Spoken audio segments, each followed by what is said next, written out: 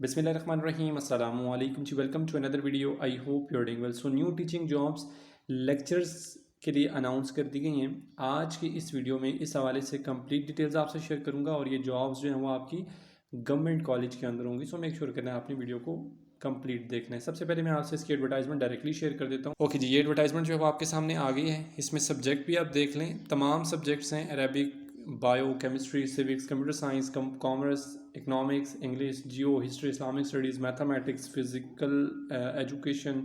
फिर इसके अलावा जो है फ़िज़ियो, साइकोलॉजी है, फ़िलासफ़ी है, फ़िज़िक्स है, पंजाबी है.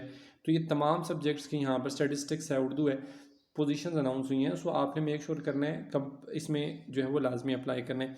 आप कॉलेज देख लें. गवर्नमेंट कॉलेज यूनिवर्सिटी लाहौर है, यानी कि GCU है, ठीक है, लाहौर. अप्लाई पूरे पाकिस्तान से आप कर सकते हैं. पूरे पाकिस्तान से, अगेन से सुन लीजिएगा कि अप्लाई आप पूरे पाकिस्तान से मेल फीमेल दोनों कर सकते हैं. और ये जो लेक्चरर की जॉब्स अनाउंस हुई हैं, ये आपने वहाँ पर जो टीच करना है वो इंटर के बच्चों को, इंटर के जो बच्चे होते हैं, यानी जो FA, FSC, ICS, ICOM 11th और 12th, first year, second year, इस क्लास के जो बच्चे होते हैं, ठीक है, इंटरमीडिएट के, आपने उनको टीच करना है.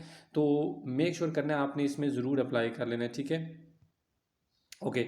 अब इसमें अप्लाई कौन से लोग कर सकते हैं, एप्लीकेशन कैसे सबमिट करनी है, कंप्लीट डिटेल्स आज की इस वीडियो में आपसे शेयर करूंगा. मैंने आपको पहले ही बता दिया है कि पूरे पाकिस्तान से आप लोग अप्लाई कर सकते हैं, बट जॉब्स आपकी लाहौर में, क्योंकि यूनिवर्सिटी लाहौर में है तो जॉब्स आपकी, क्योंकि ये कॉलेज भी है, यूनिवर्सिटी भी है, तो ये लाहौर के अंदर है, तो जॉब्स भी आपकी वहाँ पर ही होंगी. अप्लाई आप जहाँ मर्जी से करें, आपकी जो जॉब्स हैं वो यहाँ पर, यानी कि आपकी हायरिंग जो है वो इसी जगह पर होगी.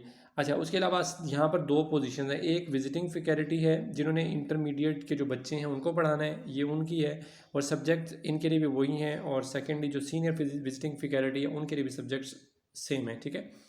अब यहाँ पर जो एलिजिबिलिटी क्राइटेरिया है वो यहाँ पर लिखा हुआ है कि अगर आपने BA, BSc ऑनर्स, या फिर अगर आपने MA, MSc, MPhil इनमें से किसी भी सब्जेक्ट में किया हुआ है, ठीक है, आप एलिजिबल है, अप्लाई कर सकते हैं.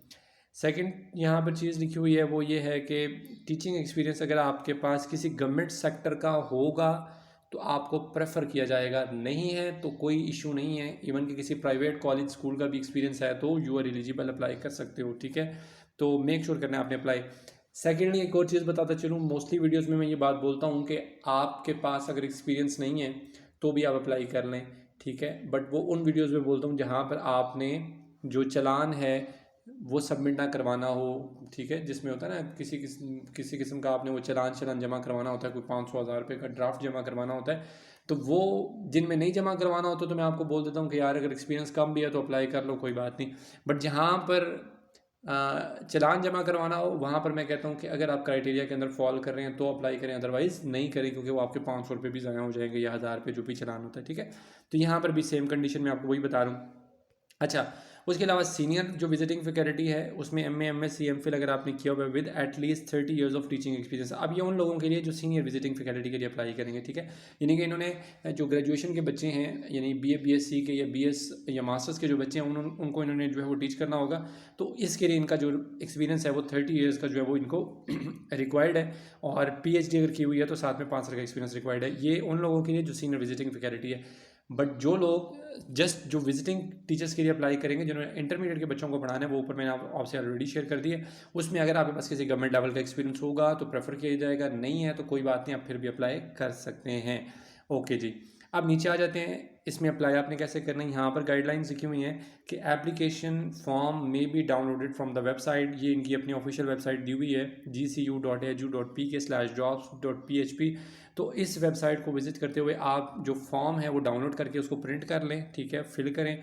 फिल करने के बाद एक और चीज़ यहाँ पर देख लें, नीचे लिखी हुई है the non refundable processing fee, यानी कि जो चालान अभी मैं आपको बात कर रहा था, यहाँ पर आपने 500 रुपये का चालान जमा कराना है. तो इसलिए आपने 500 का चालान जमा करवाना है, तो मेक श्योर करना है वो लोग ये अप्लाई करें जो क्राइटेरिया के अंदर फॉल कर रहे होंगे, ठीक है.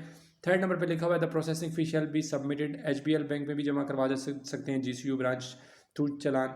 और उसके अलावा अगर आप ऑनलाइन करवा लें ज़्यादा बेहतर है. यहाँ पर उन्होंने अपना अकाउंट नंबर डिटेल्स दी हुई हैं, तो आप ऑनलाइन घर बैठे जमा करवा लें, ठीक है. उसकी जो रिसिप्ट होगी वो आपने जो है उनको सबमिट करनी है. सबमिट कैसे करनी है, यहाँ पर 4th नंबर पे लिखा है that duly filled in application form along with the attested copies of all testimonials, experience certificate, CNIC, CV shall be submitted. अच्छा, अब ये सारे डॉक्यूमेंट्स आपने क्या करने हैं, एप्लीकेशन फॉर्म फिल करके साथ में अटेस्टेड कॉपीज़ आपने अपने एक्सपीरियंस सर्टिफिकेट्स की, अपने एजुकेशनल जितने सर्टिफिकेट्स हैं उनकी, अपना जो आपका CNIC है, CV है, ये तमाम, और प्लस आपका जो चालान जो आपने जमा करवाया हुआ है वो साथ में अटैच करने और सबमिट करवा देने 18/5/2026, यानी कि 18 तारीख तक जो है वो आपके डॉक्यूमेंट्स GCU यूनिवर्सिटी जो है पहुँच जाने चाहिए, ठीक है, रजिस्ट्रार ऑफिस में।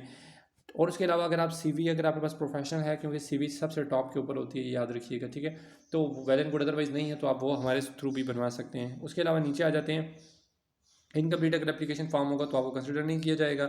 और लास्ट में नोट लिखा हुआ, the university shall consider all application for each positions and may accept और reject application without assigning any reason. ये चीज़ देखिए, गौर से पढ़ लिया करें, नोट जो लिखा होता है, ये किसी किस्म की गवर्नमेंट जॉब्स आती हैं या इवन प्राइवेट भी आती है तो उसमें ये चीज़ें लिखी होती हैं लाजमी कि यूनिवर्सिटी के पास ये राइट होता है वो किसी भी स्टेज के ऊपर जाकर, सम टाइम ऐसा भी होता है गवर्नमेंट पोजीशंस के अंदर, क्योंकि लास्ट भी बहुत सारी गवर्नमेंट इस तरह की पोजीशंस टीचिंग की आई थी जिनमें लोगों के इंटरव्यूज़ भी हो गए थे और उसके बाद जब वो डिसमिस हो गई थी जॉब्स ही, तो इसलिए इस तरह की चीज़ें हो जाती हैं, तो इन चीज़ों के ऊपर फिर आपको ये एतराज़ नहीं कर सकते, ठीक है।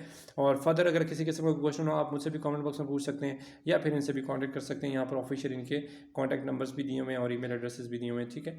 तो मेक श्योर करना है आपने, अगर फॉल कर रहे हैं इनके क्राइटेरिया में तो ज़रूर अप्लाई करें, अच्छी पोजीशन है। और बाकी फिर भी कोई क्वेश्चन हो तो you can ask in comment box section. Next video तक अपना बहुत सारा ख्याल रखिएगा, दुआ में याद रखिएगा। अल्लाह हाफिज़।